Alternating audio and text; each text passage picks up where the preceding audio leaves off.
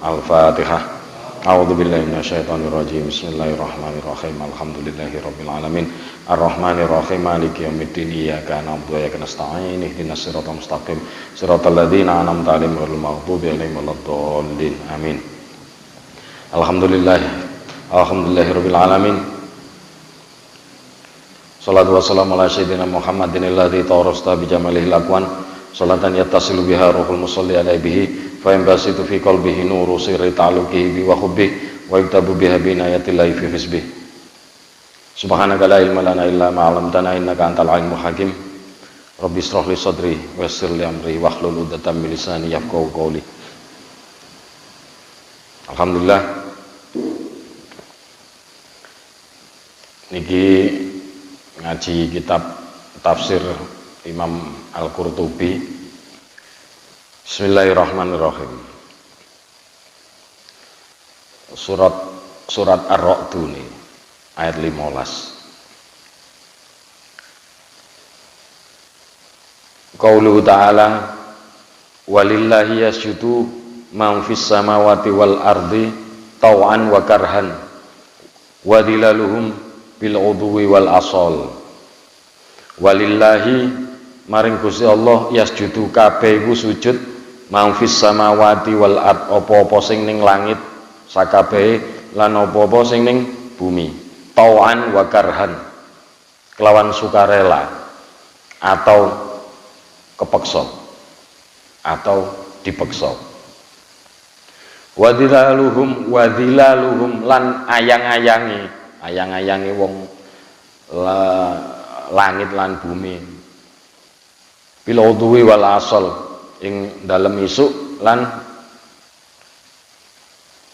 sore atau petang. Kula waca sik. Qaulu ta'ala walillahi yasjudu man fis samawati wal ard taw'an wa karhan. Qala Al-Hasan wa Qatadah. Al-Hasan lan Qatadah dawuh wa ghairuhuma lan sakliyane kedua beliau niku dawuh ngeten, al mukminu yasjudu tawan, wong sing mukmin niku bakal sujud kabeh secara sukarela taat.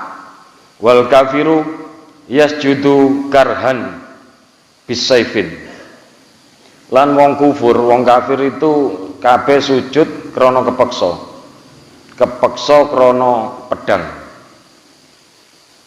Wan Qatadah aidon lan saking riwayat saking Qatadah sing liya yasjudul kafiru karihan khina la yanfa'uhu al iman. Sujud wong kafir iku krana kepeksa sebab ora manfaati imane.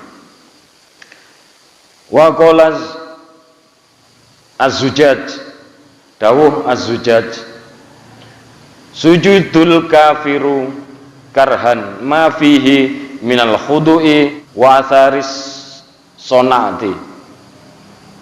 Sujud wong kafir iku krana kepeksa ma fihi ing apa-apa ing dalem sujud iku minal khudu'i wal atharis sonati. Sujude iku digawe-gawe. Sujudnya digawe-gawe. Wa qala Ibnu Ziyad, dawuh Ibnu Ziyad, tau'an ketaatan utawa sukarela iku man dakhala fil islami raghbatan. Sapa-sapa wong sing mlebu maring Islam itu raghbatan krana seneng. Wa karhan lan kepeksa iku man dakhala fihi, sapa ae sing mlebu maring Islam rohbatan bisaifin krana wedi kelawan pedang. Ngeten.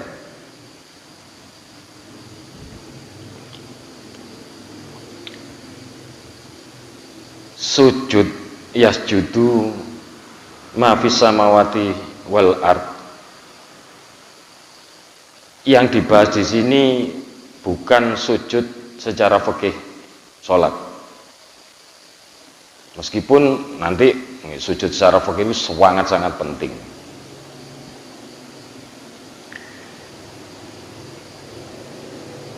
Buktine ngeten. Disebut teng mriki bahwa wong mukmin iki ya sujud. Wong kafir ya sujud. Tapi sing mukmin itu krana seneng. Sing wong kafir itu sujud krana kepeksa. Jadi aslinya podo-podo sujud. Nah, secara fikih pada saat mereka wong kafir atau wong munafik itu salat, podo. Fikih nggih podo gitu. Ya wudu, ya sujudnya tata cara bener. Tapi yang dibahas teng mriki adalah sujud ati. Ketaatan. Sujud maring Gusti Allah secara kolbu. Maksudnya napa? Nerimo. Dengan senang hati sujud maring Gusti Allah. Nerimo semua hukumnya Gusti Allah. Nerimo ketentuannya Gusti Allah. Duh, kan nggih wong kafir diceritakan di kitab niki kan wong kafir ya sujud krana masya krana wedi. Berarti fikih bener toh? Secara fikih. Ya wudu ya takbiratul ihrami bener, ya rukuk sujudnya ya bener secara fikih. Tapi yang dibahas di sini kolbune sing kudu sujud. Bahwa kita itu sujud dari hati itu sangat-sangat penting. Meskipun tetap kaidahnya adalah tetap sebagai perwujudan dari sujud hati itu kita ya sujud secara fikih, sholat. Krono sholat adalah ketentuan saking Gusti Allah. Maka ya itu kita jalani sebagai ketaatan. Sebagai sujud hati ini wow. Sebagai sujud hati.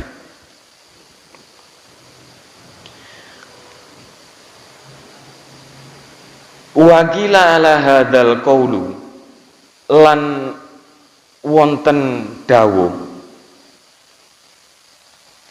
al ayah fil mukminin. Dadi ayat niki niku gawe wong mukmin. Minhum mayyas judu tau'an la yathqulu alaihi sujud.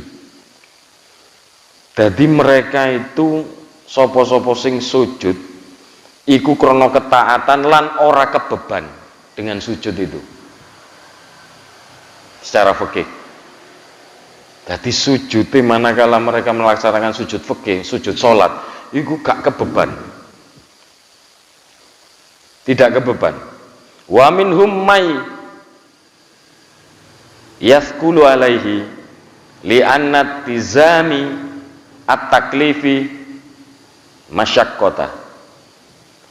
Lah lek wong sing sebagian niku melaksanakan sujud secara fikih salat itu krono hanya menggugurkan kewajiban. Tapi walakin hum yatahammaluna al-masyaqqata ikhlason wa imanan. Tapi tetap aja masya kita itu belum sujud secara hati, tetap kudu dilatih dengan sujud fikih. Ila ayya lifu al-haq, sampai al-haq itu memberikan kasih sayang. Wayam rinu alaihi, lan kita terbiasa melaksanakan itu akhirnya dengan senang hati. Jadi sujud batin itu, sujud ketaatan yang keseluruhan itu memang kudu dilatih. Salah satu sarananya yang wajib dengan sujud fikih, sholat. Tanpa itu tidak bisa. Tanpa itu tidak bisa.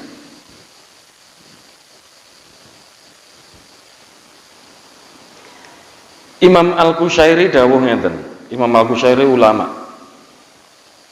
Dinukil kali Imam Al-Qurtubi.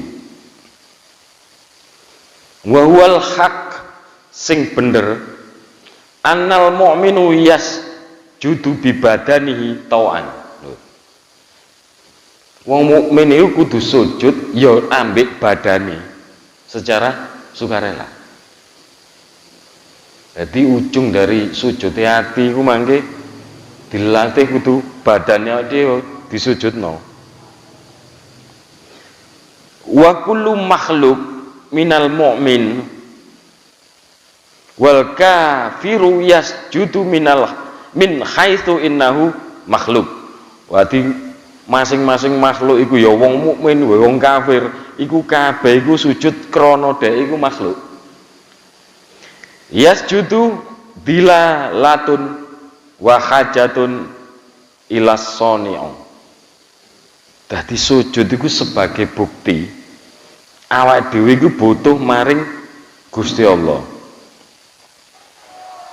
Awake dhewe iku sebagai bukti lan awake dhewe iku butuh nang Gusti Allah.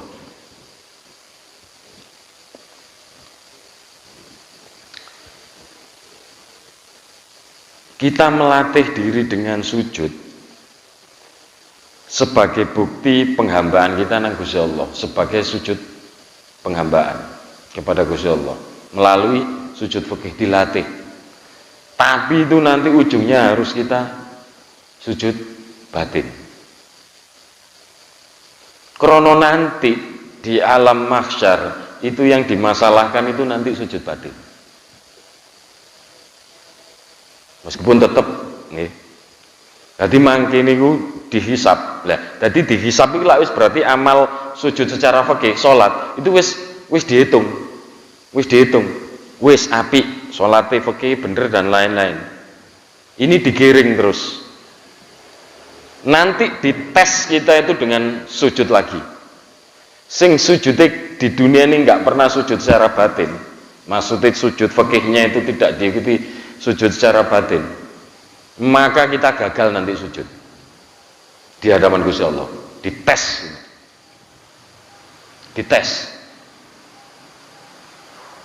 Lah moko kita di dunia ini sujud dengan dua hal. Yang pertama tetap taat bibadani.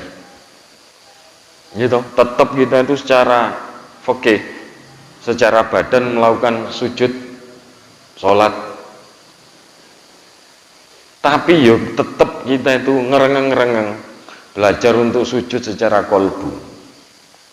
Maknai nerimo Gusti Allah niku pancen Allah dengan semua ketetapannya.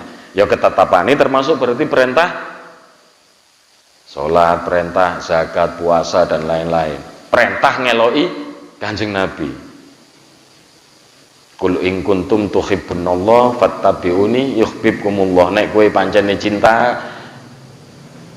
Gusti Allah, moko elokno aku, dirasa Gusti Kanjeng Nabi.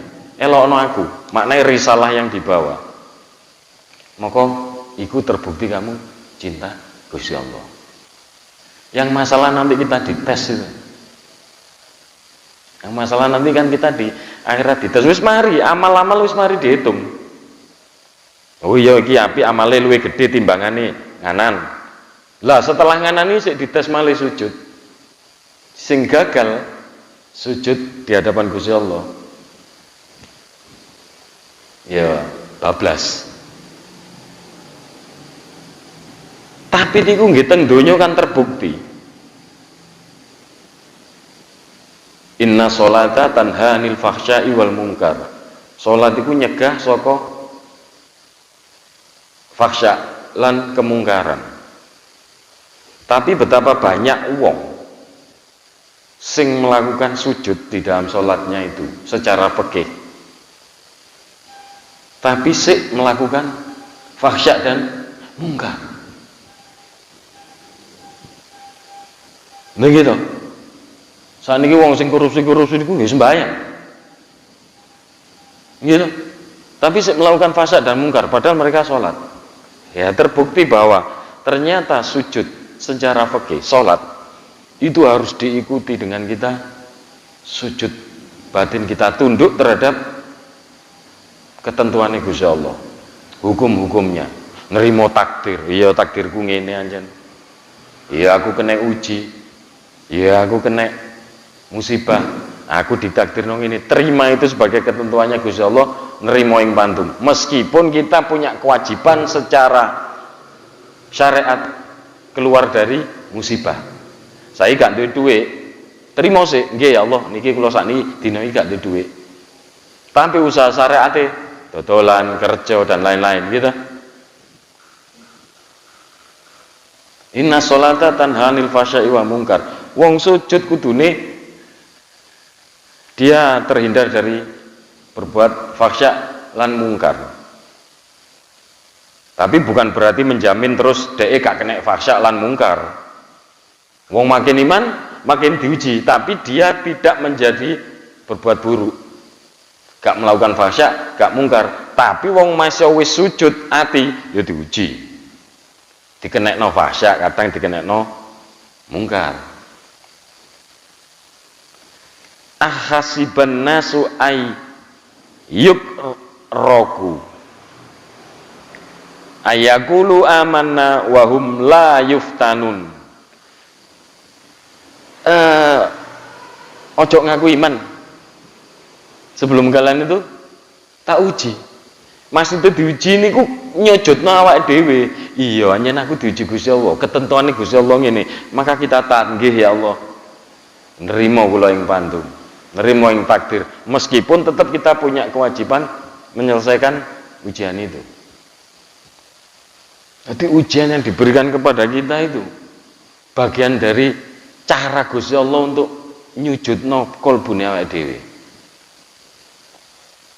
Nek gagal ya terus. Tapi wong makin iman makin diuji, makin abot ujiannya. Makin abot. Pada saat perang Uhud niku kalah umat Islam. Nah niku podo kabeh niku banyak dari sahabat, dari pasukan perangi Kanjeng Nabi niku protes. Loh Kanjeng Nabi kok kalah? Kemudian turun Ali Imran ayat 165 sampai sekian, 167, 165, 167. Yang intinya ngeten, loh awakmu kita uji, yang istilahnya kon perang Badar wis menang, lek saiki perang Uhud tak kalah noy, iku ujianku. Terus Gusti Allah. Waliya alamal mukminin, supaya aku ngerti sapa sing bener-bener iman. Waliya alamal ladzina nafaku, lan supaya aku ngerti sapa-sapa sing munafik. Hatilah ade makin iman itu diuji, tapi semata-mata untuk mensujudkan kolbu kita. Nek ade ikhlas insyaallah Gusti Allah sing menyelesaikan. Nek kene berontak, makane yasjudu walillahi yasjudu ma fis samawati wa ma fil ard tau'an wa karhan. Bahwa disukarela apa kepeksa ujian itu tetap datang. Misalnya dhewe wis tiba kondisi cek babras kabeh, awake dhewe nrimo iku sebagai ujian, itu sudah terjadi. Nolak gremeng kaya apa, dan itu sudah terjadi. Berarti tetap ketetapan Gusti Allah terjadi toh. Terus kaya apa ade nolak loro kabeh malah. Terima, golek ibroe, dipelajari, golek hikmah, terima, golek solusine ya loro tak kei obat merah, ya berobat. Lain kali hati-hati. Kita diuji kenapa? Kayak di masalah perang Uhud. Orang-orang yang membenci Islam di zaman Kanjeng Nabi, itu perang ngetokno getih, ngetokno biaya, ngetokno keringet, tenaga, pikiran, bahkan nyawa. Terus ada sing ngaku melok Kanjeng Nabi, umat Islam sing bela Kanjeng Nabi, itu dikei kalah, protesnya gak karu-karuan. Padahal musuh itu sanggup berdarah-darah. Kita yang ngaku cinta Gusti Allah, cinta Kanjeng Nabi tidak sanggup berdarah-darah. Dalam arti konteks nek zaman sekarang. Zaman sekarang bukan perang sing perang kudu gedien mboten. Wong sing musuh Islam wani rekoso, mosok ade diuji ngono gak wani rekoso. Makanya teng ayat Ali Imran iki kan dijelaskan bahwa kabeh kowe tak uji wa liya'lamal mu'minin, supaya aku rerundi sing mukmin sing iman. Wa liya'lamal ladzina nafaku. Dan sopo sing ngerti aku iku sapa sing munafik. Karena nanti kita diuji menghilangkan kemunafikan kita. Makin kita esok bersujud, itu kita bersyukur sebenarnya dengan diuji. Karena itu yang nanti kita bawa di tes terakhir sujud ning ngarepe Gusti Allah. Dengan kita di dunia ini tetap melakukan ketaatan secara badaniah, secara fikih, dilatih.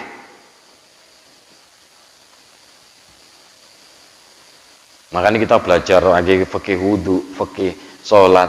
Nah, cik ini fikih ini bener. Kemudian kita terus ngaji sampai kita itu bener-bener sujud secara kolbu juga.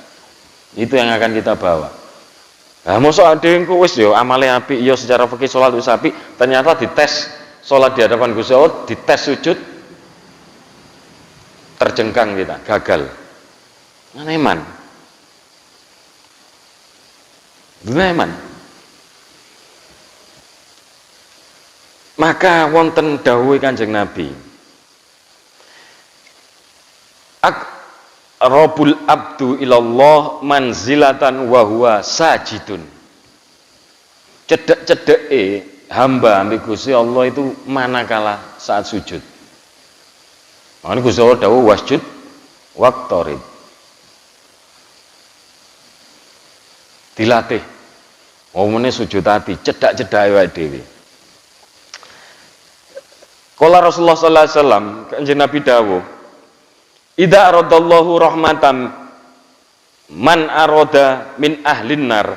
Nek Gusti Allah iku pengin sakne karo wong ahlin nar, niku Gusti Allah niku ngengken malaikat goleki wong sing ana bekas sujude. Maka neraka niku diharamkan memakan tubuh kita yang ana bekas sujude. Jadi nanti lek fikih itu dirose Kanjeng Nabi diperintah aku sujud ing atase jabhat, yaden, rokbatain, kodamen, dahi, tangan, kedua dengkul, kedua ujung kaki. Berarti dari hadis ini, gitu, wong sholat tetap bisa mlebu neraka, tapi sik ditulung masya dia sholat fikih, nanti bekas sujudnya itu digoleki karena tidak termakan. Bekas sujud tidak termakan oleh neraka. Berarti wong sholat tetap ono kemungkinan nyemplung neraka sing gak sujud kolbu mau gitu. Tapi sik ketulung. Tapi kudu diumbah dhisik. Tapi sing sujud kolbu lan sujud badane fisike selamat. Iki ngaji entek-entekan iki wis. Yo, winginane enteng-enteng yo. Sekali-sekali apa jadi ya? Fawailul lil musallin alladzina hum an salatihim sahun. Celaka wong sing salat, sing leno maring salate. Jadi bukan fi salatihim sahun. Lek fi salatihim berarti di dalamnya, berarti secara fikih leno. Ini enggak hanya secara fikih tapi an salatihim sahun.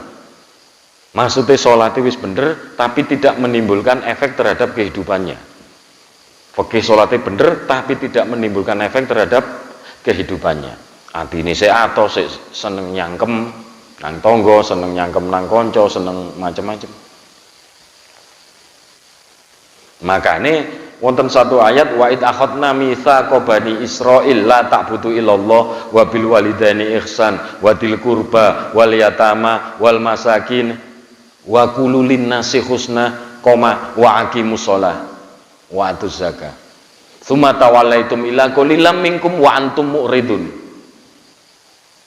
Nyembah Gusti Allah, perjanjiane nyembah Gusti Allah. Wa bil walidaini ihsan nang wong tuwa sing apik, wa til qurba nang kanca nang dulur nang kerabat, wal yatama nang anak yatim, wal masakin nang wong miskin, wa qulu linnasi husna, ngomong sing apik nang sesama manusia, wa aqimus shalah, terus salat. Maknane salat itu ya kudu membawa efek itu kabeh. Makanya wong sing salat kudune perilaku terhadap sosial dan lain-lain kudu luwih apik kudune. Sumatawallaitum illa qalilam minkum wa antum mu'ridun. Tapi gak akeh sing iso kaya ngono. Lho, Gus kambe Quran wis sebut gak akeh sing kaya ngono. Lah kita sing berkesempatan ngaji niki oleh ilmu niki berarti kita alhamdulillah paling enggak itu ono takdir dibuka pintu untuk masuk ke dalam golongan itu oleh ilmu nih.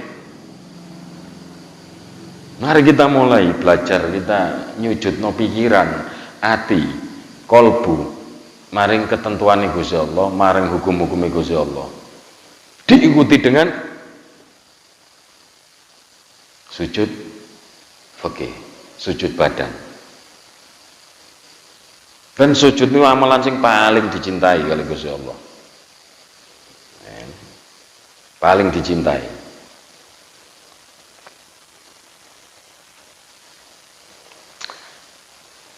Waktu langit dan bumi diciptakan, Gusti Allah cuma dawuh, sederhana. Aku sing gawe awakmu, kon terserah, kon manut aku mbek apa ora. Langit jawab, kula manut mawon, wong manut gak manut iki tetep terjadi. Sing paling gampang itu dientengno maneh.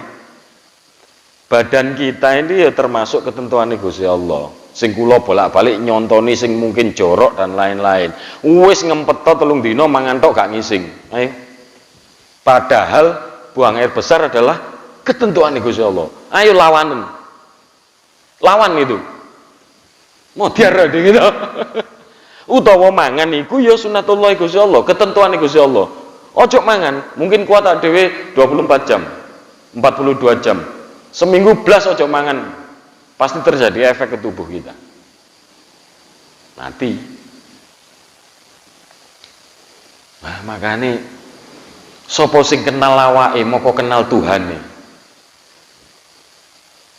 Qad arafa nafsahu faqad arafa rabbahu. Jadi gak usah mikir sing aneh-aneh. Dalil lu kadang di awake dhewe iki lho ana. Ya coba niku mangan terus 3 dina seminggu tapi ngempet to wis aja BAB. Modiar. Padahal itu ketentuan. Nah itu loh ketentuan. Kenal ana awakmu maka kita kenal. Lah lek sekedar di tubuh kita itu wonten ayat-ayat Gusti Allah. Ngombe tok sing akeh gak usah pipis, ngejer. Ayo. Lah makanya berarti sujud atau perintah apapun itu lek gak dilaksanakan pasti membawa efek. Pemenang dua-duanya tadi sujud kolbu ya sujud secara fikih. Sujud kolbu ya sujud secara fikih. Maka nggih bener nek sakniki niku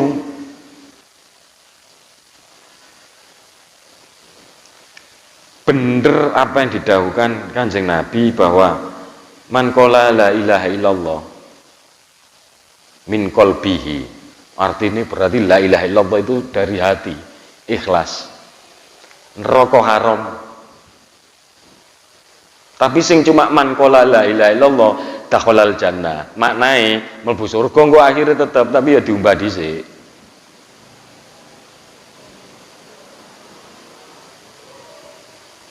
Ya, wis entek-entekan iki. Maksudnya apa? Menyemangati kita bahwa ayo kita berislam itu tidak hanya dohirnya tapi juga batin kita. Jenenge ya itu loh, janganlah Allahu Akbar kabira walhamdulillah katsira wa subhanallah burata wasila. Inni wajjahtu wajhiya lillati fatara samawati hanifam muslima wa ma ana minal musyrikin. Inna sholati wa nusuki wa mahyaya wa mamati lillahi rabbil alamin la syarika lahu wa bidzalika umirtu wa ana minal muslimin. Maksudnya wa ana minal muslimin ini bukan kita sebagai muslim bersahadat secara lisan tok, tapi kula niki wong sing berserah terhadap jenengan ya Allah. Dikepui ya nggih. Wong adile dikenak ya gak tahu protes. Kok kenapa saya harus punya mobil ya Allah? Harusnya Mas Adi. Kan lek far kudu ngono, gak lek kene lara misalnya kena musibah, kenapa saya yang kena musibah? Harusnya Mas Adi. Lek enak gak protes.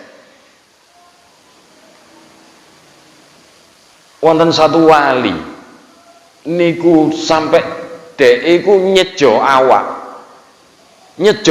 untuk dihinakan di depan manusia karena dia tidak pernah terhina di depan manusia. Begitu dia melakukan sesuatu itu yang dianggap salah, dihina kali lingkungan nih kali umat manusia nih udah alhamdulillah ya Allah kula saged ngrasa hina temenan ngeten niki panjenengan menungso niku hina di hadapan jenengan dan manusia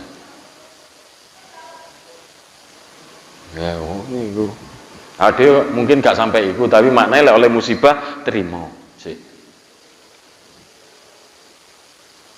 Nah itu nanti jadi bekal kita itu kita sujud secara hati dan itu kita mani dalam sujud-sujud kita secara fikih ya kan Allahu Akbar cuma Gusti Allah sing mau gede liyane gak ono ujian sak pira gede ini fitnah sak pira gede ini apa sing kita terima yang gak enak sik gedean Gusti Allah maka kita ono ketenangan makanya lek teng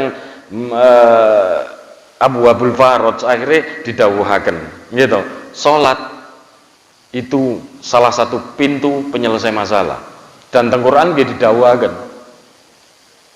wasta'inu bis-sabri was-shalah nyuwun tulung sira kabeh krana sabar lan salat yang di dalamnya wonten sujud karena anteng hati kita gak cuma lisan tok Allahu Akbar bahkan Imam Ghazali para ulama banyak menjelaskan di kitab misalnya ada sujud iku dianggap kene iku wis mlebu alam kubur Allahu Akbar iku wis ngadep siap mati dunia di belakang dunia di belakang kita Allahu Akbar siap rukuk begitu sujud itu kita diandaikan masuk ke alam kubur dan Kanjeng Nabi dawuh wong sing enom kaum muda ketika kane Dimas ngono niku sing sik enom tapi tobat disediakno pintu khusus nanti di surga maknanya apa sujud sik enom iku luwih apik ya masa dhewe tuwek ngene ya tetep sujud tetep apik cuma kaum muda itu memang krana apa luwih akeh berarti ya nah dhewe sujud saiki ya wis waktune ade karek pira anggap aku umur 50 misalnya mati umur swidak umur 80 karek piro tapi kalau Dimas misalnya umurnya 80 sik karek piro mumpung gurung telat ya arek nomis biasa ndablek didik-didik ora apa-apa ancen wong urip jaman saiki ya ora apa-apa yang penting tetap belajar untuk sujud secara fikih dan sujud secara kolbu terus yang itu nanti akan kita bawa menghadap Kanjeng Nabi menghadap Gusti Allah. Ngoten nggih. Wis cukup dididik sik. Mugi-mugi takdir kita saged ngaji niki jadi pintu pembuka yang kita itu nanti juga tertakdir sebagai as-sajidun. Sebagai wong sing sujud baik sujud kolbu lan sujud badan. Mugi-mugi kita sedaya angsal berkah saking ngaji menika angsal berkah saking para ulama wabil khusus Imam Al-Qurtubi sak dhuwuripun sak dhuwurun sampai Kanjeng Nabi. Al-Fatihah. A'udzubillahi minasyaitonir rajim. Bismillahirrahmanirrahim. Alhamdulillahirabbil alamin. Arrahmanirrahim maliki yaumiddin iyyaka na'budu wa iyyaka nasta'in ihdinas siratal mustaqim siratal ladzina an'amta 'alaihim ghairil maghdubi 'alaihim waladdallin. Amin. Ilahi lastulil firdausi ahla wala aqwa ala naril jahimi fahabli taubatan waghfir dhunubi fa innaka ghafiru dzambil azimi. Allahumma sholli ala sayyidina wa maulana Muhammad. Alhamdulillahirabbil alamin. Subhanallahi wa bihamdihi adada khalqi wa ridha nafsi wa zinata arsyi wa midada kalimatik.